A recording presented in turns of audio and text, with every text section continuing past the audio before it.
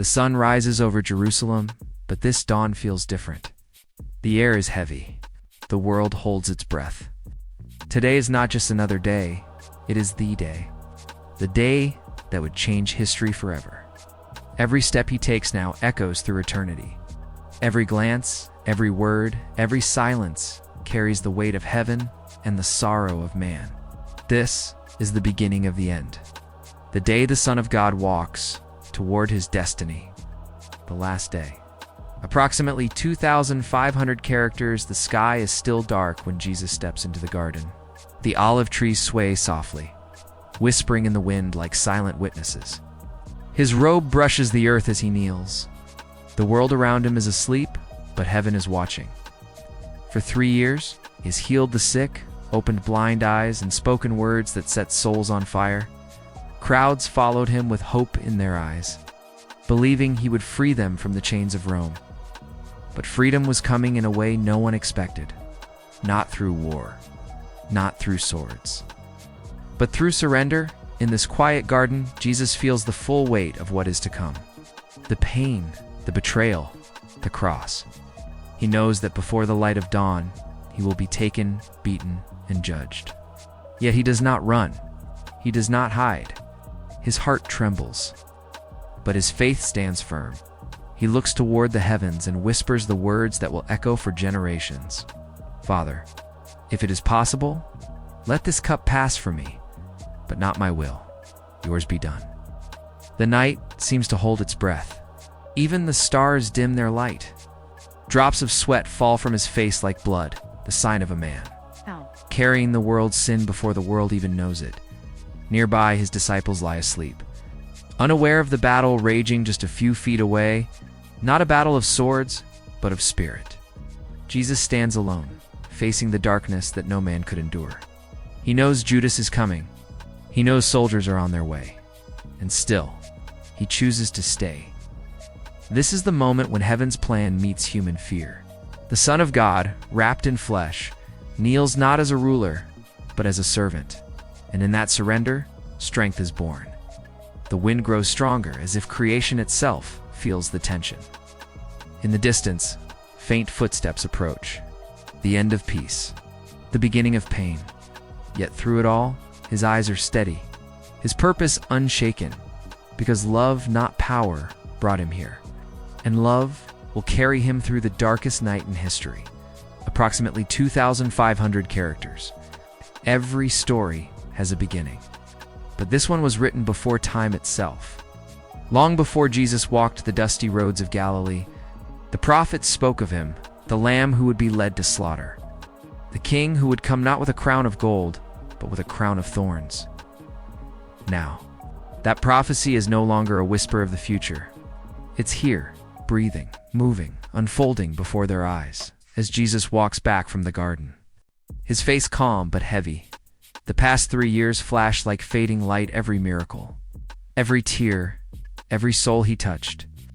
He remembers the man lowered through the roof, the blind who opened their eyes to see the sun for the first time, the dead girl who rose when he called her name. Each moment was a sign, a promise, but the people didn't understand. They wanted a hero who would crush their enemies. But God sent a Savior who would carry their sins. Every word he spoke, every step he took, was leading here to this night, this hour, this choice. The prophecy was never just about his death. It was about love being tested, love refusing to fail. In the city, the priests whisper, planning his capture. The streets are still, yet something unseen moves in the shadows, destiny itself. Judas walks alone, holding silver that burns his hand. The same hands that once broke bread with the Son of God now clutch the price of betrayal. But Jesus knew. He always knew.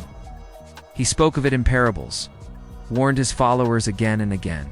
The Son of Man must suffer many things and be rejected. The disciples didn't understand then. But now, every word begins to make sense as he passes the sleeping city. The wind carries his name, Yeshua, through the narrow streets. It's a name both feared and loved, a name that divides and heals, a name that will outlive empires. In the heavens, The prophecy unfolds like a scroll. Angels watch in silence as their king walks toward his cross. Not forced, not tricked, but chosen. The story of salvation is no longer written on stone or scrolls. It's being written in blood. On the heart of the world, and as the night deepens, the clock of eternity ticks louder. The time has come. The final chapter of Love's Promise is about to begin. Approximately 2,500 characters, the night is silent. Oh, but not peaceful. The moon hides behind the clouds, as if ashamed of what it's about to witness. The wind carries the sound of footsteps, cautious, nervous, and heavy with guilt. Judas walks ahead, torchlight flickering across his face. The glow reveals not just a man, but a heart torn in two. His eyes dart toward the shadows, avoiding the place he knows too well, the garden where his master prays. Behind him, soldiers march, their armor clinking like chains of destiny. Every step Judas takes echoes a choice he made: 30 pieces of silver for the price of his soul. The same man who once called Jesus teacher now leads the enemies of heaven to his hiding place. But is it really betrayal, or prophecy being fulfilled? In the distance, Jesus rises from prayer. His eyes, calm and knowing, look toward the path where Judas will appear. There is no fear in his face, only sorrow, deep and quiet.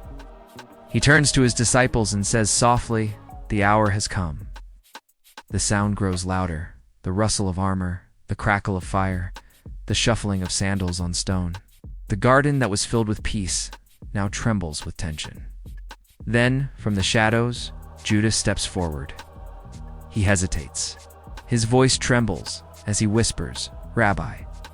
Jesus looks at him, not with anger, not with hate, but with love that pierces through the darkness. Then comes the kiss that broke heaven's heart. Soldiers rush in, torches flare, swords glint. The disciples shout in confusion. Peter grabs his blade, but Jesus stops him. "Put it away," he says. "Shall I not drink the cup my Father has given me?" The crowd surrounds him. Rough hands grab his robe. The Savior of the world, who healed the sick and raised the dead, now stands bound like a criminal, and Judas steps back. The silver burns in his hand, heavier now than any chain. He watches as Jesus is taken, disappearing into the night. Regret floods his soul like poison. The face of the man he betrayed haunts him, calm, even in capture. The betrayal is complete. But even in this darkness, prophecy breathes. What man meant for evil, God will turn into redemption. The kiss of betrayal becomes the doorway to salvation. The chain of sin becomes the path to freedom. And as the soldiers march away, the garden falls silent once more. But this time, it weeps. Approximately 2,500 characters, torches burn like angry stars in the night. The soldiers push through the olive trees, their armor clattering like thunder in the quiet garden. The smell of oil and iron fills the air. Every footstep, every shout, pulls the world closer to the moment it's been waiting for: the capture of the Son of God. Jesus stands still. The flames flicker across his face, but his eyes do not waver. The soldiers surround him, blades drawn, hearts hardened. They expect fear, resistance, a struggle, but he does not move. He simply asks, "Whom do you seek?" "Jesus of Nazareth," they answer, and with a calm that cuts through the night, he replies, "I am he." The words strike the air like lightning. The soldiers stumble backward, torches drop, hearts tremble. Even the darkness seems to flinch at his voice. Power hides in humility. Divinity stands wrapped in flesh, yet no chain can truly bind him. Peter, driven by panic and love, lashes out with his sword. The flash of steel, a cry of pain. A man's ear falls to the ground. But before the moment can turn to blood and chaos, Jesus steps forward. Gently, he touches the wound and it heals. Even as he's being arrested, his final act of freedom is mercy. The soldiers hesitate, unsure. Who is this man who heals his enemies while they come to take him? But Jesus speaks again, softly.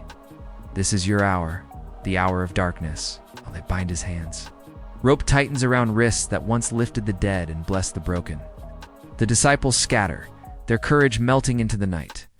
Fear wins the moment, but not the war. As the soldiers drag him away, the moon breaks free from the clouds for one last glance. The garden, once filled with prayer, now echoes with emptiness. Only crushed leaves, footprints, and the memory of surrender remain. In the distance, the city walls rise, cold and waiting. The trial will come. The mocking, the pain, the cross. But even now, in chains, Jesus walks with purpose. He is not a prisoner of men. He is fulfilling the will of heaven. Every step toward the city is a step toward victory. The chains clink like the rhythm of destiny. The torches fade into the night. And somewhere beyond the clouds, heaven weeps, not for defeat, but for love that refuses to turn back. Approximately 2,500 characters, the garden is silent now. Only the echo of footsteps fades into the distance. The soldiers are gone, and with them, the man who calmed storms and walked on water. His followers, once bold and unshakable, scatter into the shadows, hearts pounding. Eyes wet with fear, Peter runs through the dark streets of Jerusalem. The same man who swore, "I will never leave you," now hides his face beneath the hood of shame. Every corner he turns feels colder. Every whisper of the wind sounds like a question he can't answer. He remembers Jesus' words before the rooster crows, "You will deny me 3 times." Minutes pass, another question comes. "You're one of his followers." Again, he denies it louder this time, as if sound could drown the truth. Then the third voice, sharp, certain. "Your accent gives you away. You were with Jesus." This time, Peter's voice breaks. "I don't know the man." And then, the rooster crows. The sound cuts through the night like a blade through glass. The courtyard falls silent. Across the distance, through the crowd, Jesus turns his head, and their eyes meet. No anger, no judgment, only love. And heartbreak, Peter feels his soul collapse. The fire's warmth can't touch him now. Tears fill his eyes as he stumbles into the street, choking on regret. The man who once walked on water now drowns in his own sorrow, elsewhere. The disciples hide behind locked doors, afraid of what will come next. Hope feels like a dream slipping away. The world that once seemed full of miracles now feels empty, lost. And yet even in the silence, heaven moves. Even in fear, faith breathes. The story isn't ending here. It's only breaking to begin again, because love doesn't fade when faith falters. It waits even in the dark for the dawn. Approximately 2,500 characters, the night feels endless. The stars hang cold and distant, like silent watchers of a world that has lost its light.